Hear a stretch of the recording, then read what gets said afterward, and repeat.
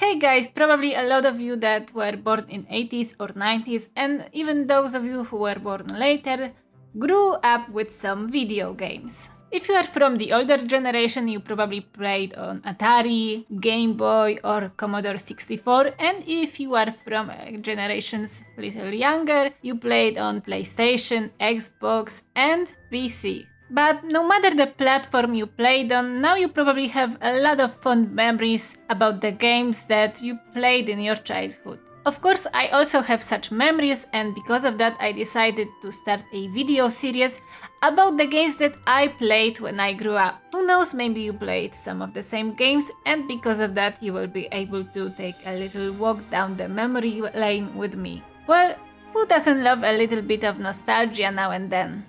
At first I'll talk about a video game that really charmed me with its atmosphere back in the day. A game called Harry Potter and the Sorcerer's Stone.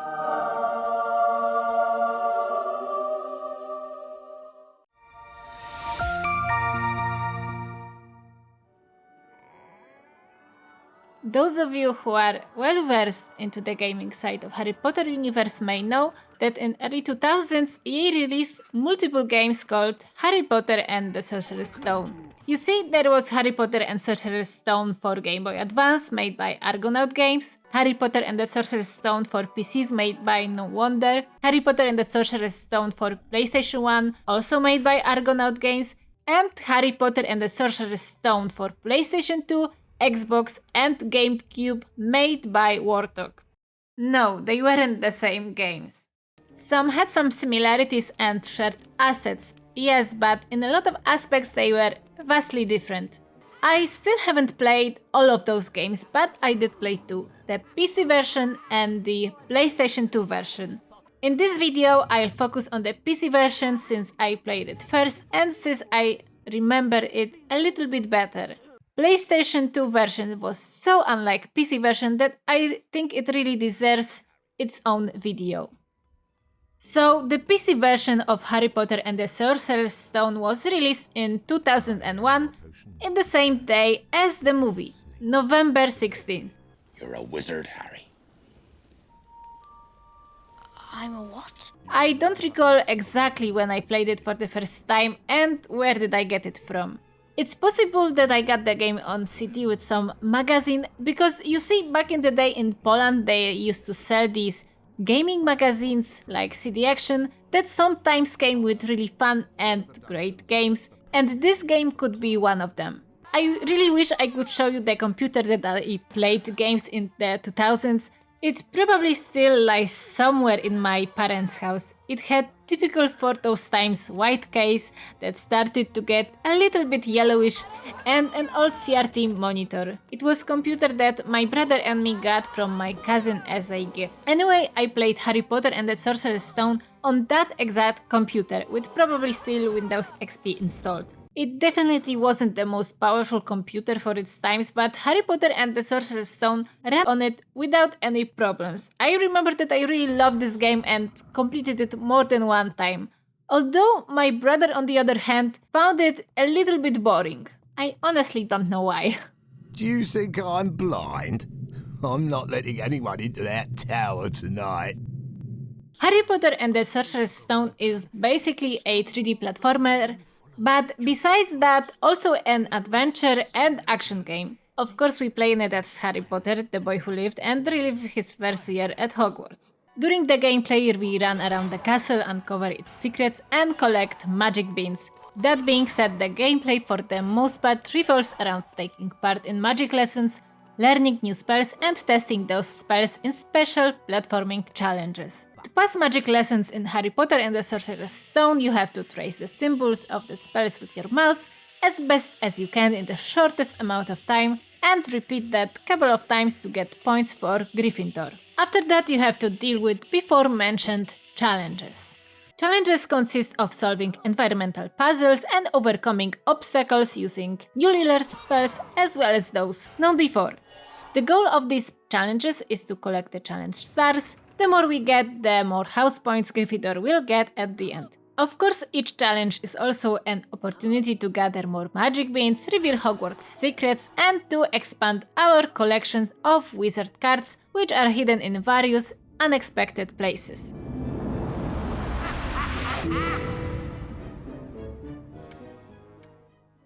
Of course, Harry Potter and the Sorcerer's Stone follows the story of first book in the Harry Potter universe, and the gameplay reflects that. At some point in the game we have to, for example, confront Malfoy, run from the troll, or sneak into the restricted section of the library at night. Oh, and also there are some Quidditch matches to attend to. Although this game was developed at the same time when the first movie in the series was made, you can clearly see that it draws heavily from the film's visuals and music. Hogwarts resembles in the movie Hogwarts a little bit, and the game characters resemble movie characters. You can also hear in it a lot of that iconic music composed by John Williams, although it has a lot of original music created by Jeremy Soule. This is something that I loved about the game and still love now. Before I played it for the first time, I had already watched the movie at that time, so the game felt really familiar. Also, you can't not appreciate this game's humor.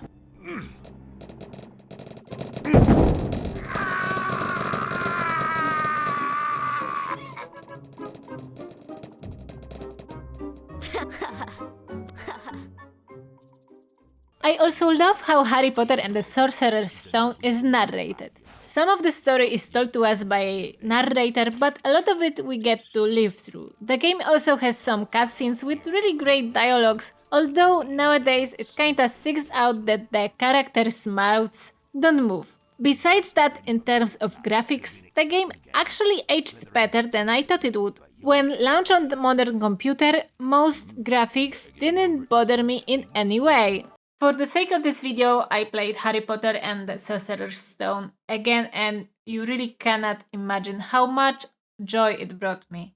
I was legitimately excited for that first lesson with Professor Quirrell, first flying lesson, and more. Modern day games rarely put me in such a good mood as this game did lately. I was even quite surprised that some moments in the game still scared me just as they did when I was a little kid.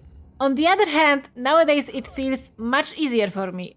Of course, Harry Potter and the Sorcerer's Stone is not a flawless game. The thing that I dislike in it the most is the fact that after a fall, the game brings us back to the latest moment we saved the game. But we can't save the game here anytime we want, so a lot of times failing a jump or dying comes with a little bit of backtracking. I also gotta say that playing Harry Potter and Sorcerer's Stone again made me a little bit sad, and here is why. You see, I learned that Harry Potter and Sorcerer's Stone right now is considered an abandonware. Abandonware game is a game that is not officially sold anywhere anymore and that have not been updated in years. EA has many such games in its catalog. There is literally almost no legal way to get your hands on Harry Potter and the Sorcerer's Stone game unless you happen to find used original CD on eBay or somewhere else. Also, because the game wasn't updated in many years, it cannot run on modern computers with Windows 10 or Windows 11 just like that. No. For it to work on my computer with Windows 11, I had to install some mods for it like widescreen mod, DirectX 9 renderer, and mod that added to it more screen resolutions. I installed them after reading and watching multiple guides on the internet. All in all, after coming back to Harry Potter and the Sorcerer's Stone PC game after all this time, I am really pleased to say that this is the game that every Harry Potter fan should play, even though it's not that easy to get it and launch it nowadays. If you enjoyed the books and movies, you'll definitely enjoy this game, and that's because it has incredible atmosphere and engaging gameplay. If you played it before in your childhood, playing it now will definitely be nostalgic for you. I literally can't be objective when it comes to a game that is so nostalgic to me, but Harry Potter and Sorcerer's Stone PC game is one of the best games that I played in my life. That is why I will surely come back to it from time to time in the future. Thanks for watching. Bye bye.